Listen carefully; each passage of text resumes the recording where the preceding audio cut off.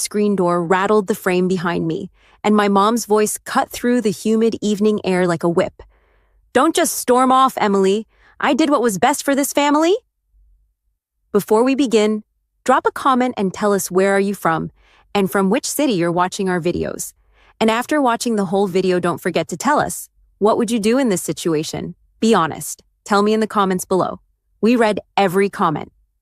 Let's begin. I spun on my heel in the driveway, my sneakers skidding against the cracked asphalt. My heart was pounding so hard I could hear it in my ears. "You sold my car? Without even asking me. That's not best for the family, Mom. That's theft." She stood on the porch, arms folded, her expression that smug, self-righteous calm that made my blood boil. "You barely use it anyway, and your sister needed the money for her honeymoon. It's her dream trip to Maui. What was I supposed to do? Let her start married life disappointed?" My hands curled into fists at my sides. "So my dreams don't matter? The fact that I worked double shifts for 2 years to buy that car, that means nothing?" "Emily," she said, lowering her voice as if the neighbors might overhear. "You're single, you live here rent-free, and you don't need a car right now. You can take the bus to work. This was the right choice." Her words hit me like cold steel. The right choice for who? Certainly not for me. I could feel heat rising up my neck, a dangerous mixture of humiliation and fury. Behind her, through the open doorway, I caught a glimpse of my sister, Madison, lounging on the couch with her fiancé, giggling over some glossy travel brochure. She didn't even look at me, just tucked a strand of her perfect blonde hair behind her ear like this whole thing was beneath her notice. That was the final straw. "You know what?" I said, my voice shaking but loud enough for both of them to hear. "Enjoy Maui. Enjoy every second. Because the moment you get back, things are going to be very, very different around here." Madison smirked without turning her head. "Don't be dramatic, Em. It's just a car." Just a car. The words stung in a way I couldn't describe. That vehicle wasn't just metal and paint. It was my independence, my escape from this suffocating house, the proof that I could build something on my own without handouts. I didn't trust myself to speak again, so I walked, past the porch, past the overgrown hedges, down the street until their voices were just faint echoes behind me. The sky was bruised purple and gold, the summer air heavy with the scent of freshly cut grass. My chest was tight, my thoughts racing so fast I barely noticed the headlights slowing beside me. A black SUV rolled to a stop at the curb. The tinted window hummed down, and a familiar deep voice said, "Emily? Need a ride?" I froze. My stomach flipped, not from fear, but from the sudden, surreal realization of who was sitting behind the wheel. It wasn't a neighbor. It wasn't a friend. It was someone my mother would never expect to see pulling up for me. And the look in his eyes told me this night was about to change everything. The SUV door opened with a soft click, clean leather, a dash light glowing low, and Ethan Cole's steady eyes. "Emily Hart, right?" he said. "From the fundraiser." "Yeah?" My voice still shook. "My mom sold my car." He nodded once, like he'd heard things like this 1,000 times and still refused to treat them as normal. "Get in. We'll talk somewhere that isn't a stage." We rolled away. The neighborhood fell behind us, porch lights, cut grass, a hum of summer. I held the coffee he handed me like a heat pack. "Tell me what happened," he said. I gave him the bones, overtime shifts, the down payment, the keys I kept on a hook, the text from Madison. "We booked Maui. Mom helped. Don't be mad." And my mom's line, "You don't need it anyway." He listened. No interruptions, thumbs resting on the wheel at 10 and 2, like control was a quiet thing. "The title's in your name?" he asked. "In my room," I said. "I never signed anything." "Then the sale is invalid," he said evenly. "We'll start a report, broadcast the VIN, and pay a visit to whoever took it. Tonight." Something loosened in my chest. I took a breath that reached my ribs. "Thank you." He parked beneath a lamp in a quiet lot. "Before we walk back into that house," he said, "text someone you trust where you are. And tonight, you don't sleep there. Pack a bag, grab the title, and stay elsewhere. Anyone willing to sell your car is willing to borrow whatever else isn't nailed down." I texted Sierra, "I'm safe," with Detective Ethan Cole, filing a report. "I'm not staying at home tonight." She replied in seconds, "Share location, proud of you. Text when you're settled." We returned to the block, A small audience had gathered with that uncanny neighborhood radar for drama. My mom stood on the porch, chin high. Madison and her fiancé, Aaron, posted like they were already accepting gifts for a wedding that never ends. Ethan stepped out beside me, calm as a locked door. "Ma'am," he said to my mom, "Detective Cole, we're opening a theft by conversion report. I need the dealer's name, time of transfer, amount, and method of payment." My mom did that brittle laugh. "This is a family matter. I handled it for the household." "It's a criminal matter," Ethan said. "The car is titled to your adult daughter." "Relax," Aaron cut in, flexing fake confidence. "Rick at Bendix Auto helped. Friends help friends." Ethan's look was mild and ice-cold. "Great. Then he'll call me back quickly." Madison rolled her eyes at me. "You're blowing this up. It's just a car." "It was my boundary," I said, the words landing clean. "You don't get to cross it because your trip needs an upgrade." Ethan's tone turned procedural. "Spare keys?" Silence. I walked past them into the kitchen and pulled the red-capped key from the junk drawer. When I came back, Ethan took a quick photo for the record. "Ms. Hart, grab your documents and what you need for a few days," he said softly. "I'll wait." Packing was fast and surgical. Passport, title, a folder of pay stubs, jeans, work shirts, charger.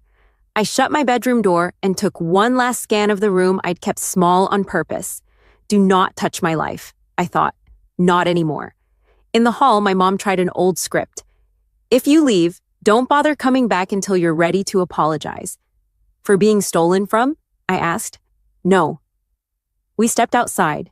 A phone camera glinted from the sidewalk. Ethan didn't rush me. He let me move at my own speed and still somehow made the whole scene feel like it ran on his clock. At the station, fluorescent lights hummed, a sound I decided meant, "This gets documented." Ethan typed while I spoke, reading back every line so there were no loose edges. He flagged the VIN, left a crisp message for Bendix Auto, and printed a copy of my statement. "Where are you staying?" he asked when we walked out.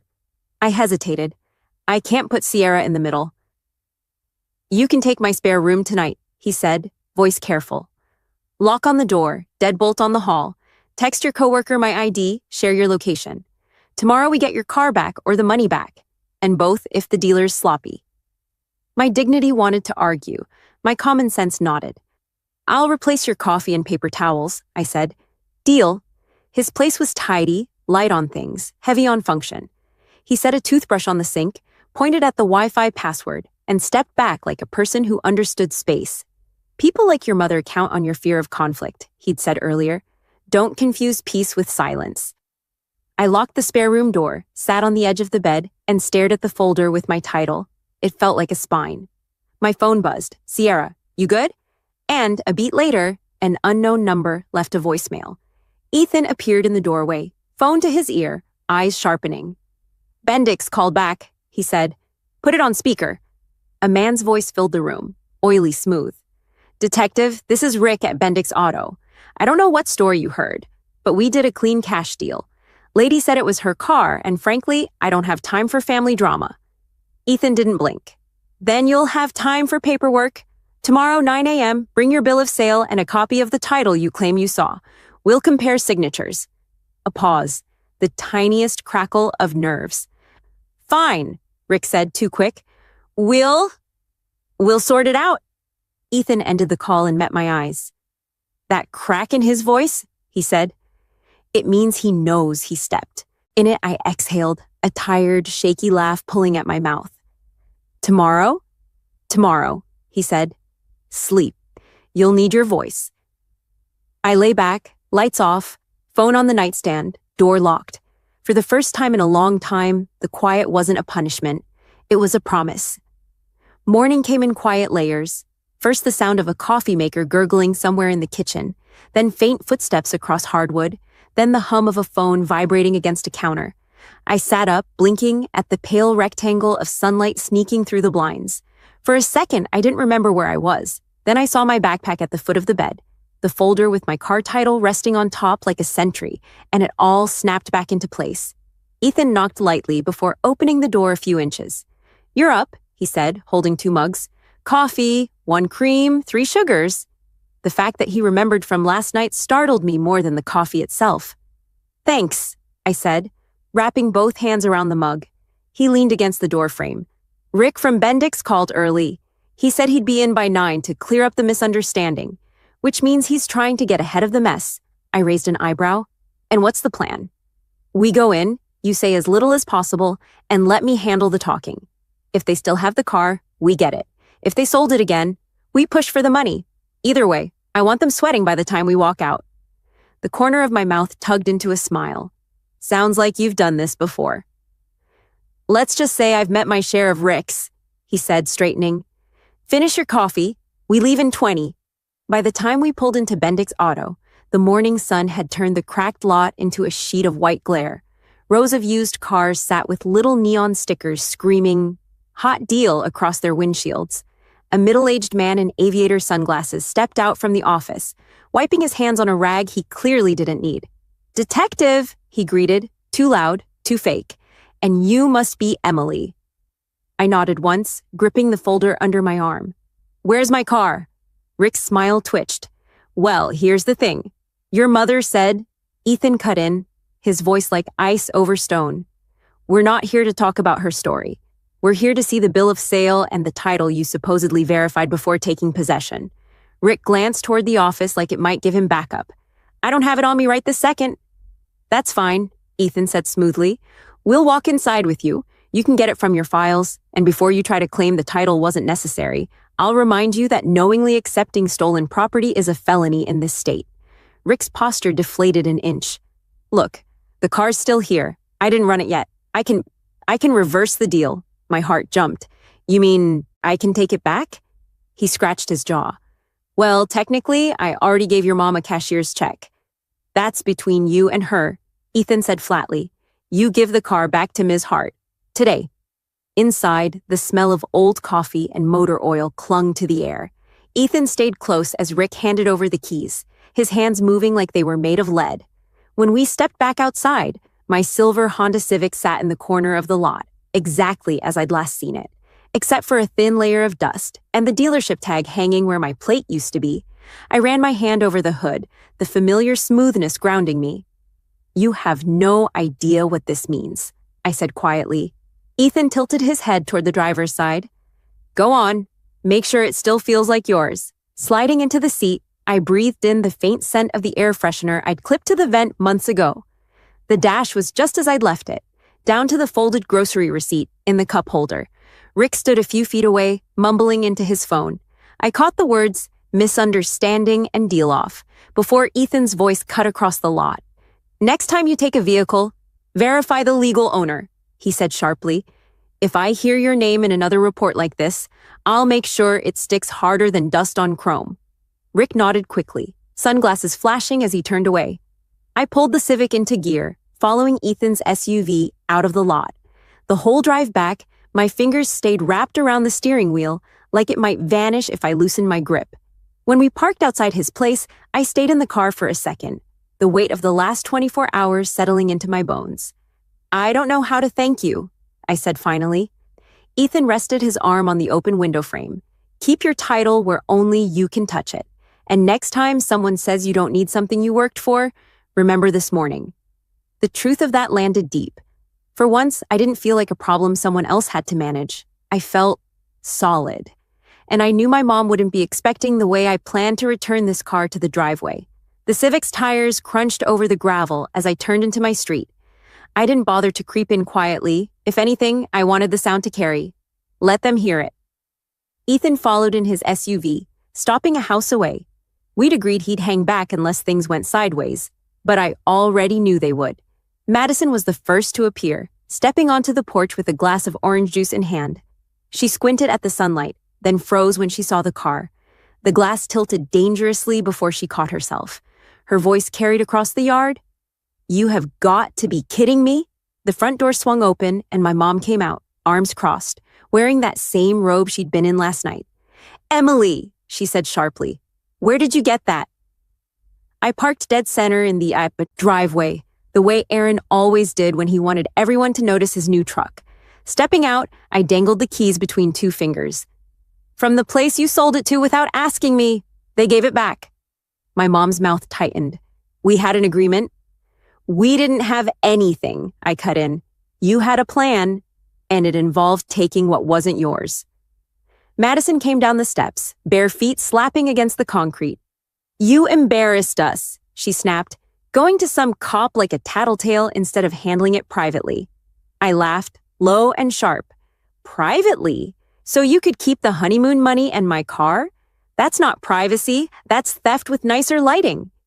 Aaron appeared in the doorway, leaning one shoulder against the frame. We already booked the resort, non-refundable. That sounds like a you problem, I said, sliding the key into my pocket. My mom stepped closer, her voice dropping to that warning tone she'd used on me since I was old enough to stand my ground. You're being petty. Madison's wedding is once in a lifetime. She deserved a proper start. Funny, I said. You never thought about my starts. College, moving out, buying this car. Those didn't matter. Madison rolled her eyes. This isn't about you. Oh, it's exactly about me, I said. And about you learning that I'm not the quiet one anymore. She opened her mouth, but I didn't give her the chance. I pulled my phone from my pocket, hit record, and let the screen face them. So, just for the record, do either of you deny selling my car without permission? Madison stiffened. Aaron shifted uneasily. My mom's jaw worked, but nothing came out. That's what I thought, I said. Ethan's already got the report filed. If you try this again with anything else I own, the next conversation will be in a courtroom. From the corner of my eye, I saw the curtain twitch in the neighbor's window. Madison noticed too, and her face flushed crimson. You're making a scene, she hissed. I smiled, and it wasn't nice. I'm ending one. I got back into the Civic, backed it neatly into the garage, and hit the button to close the door. The metal clanged shut between us, leaving their muffled voices outside. For the first time in years, I felt like the space inside these walls was mine. And judging by the way Ethan's SUV eased past a minute later, his faint nod in my direction, I knew he saw it too. By the time I turned onto my street, I could already see them on the porch, Madison in shorts and a tank top, sipping from a tall glass, Aaron leaning against the post like he owned the place, and my mom standing in the center with her arms crossed like a judge waiting for a verdict. The moment the Civic rolled into the driveway, Madison straightened, her mouth curling into disbelief. No way! You went and got it back? I stepped out, letting the keys dangle between my fingers. Yeah, because it's mine. Aaron gave a humorless laugh. You just ruined our honeymoon. Non-refundable means we can't get that money back. Then maybe you should have booked it with your money, I said, locking the door with a satisfying click. My mom came down the first step, her voice low but sharp. Emily, this is petty. We did what was best for the family. I turned to face her fully. You did what was convenient for Madison, and you decided my work, my time, and my boundaries didn't matter. That's not best for the family. That's selfish. Madison scoffed, stepping closer. You barely even drive that thing. It's just sitting here. It was my choice what to do with it, I said evenly. And now it's going to sit here a lot, because it's not leaving this driveway without me in it.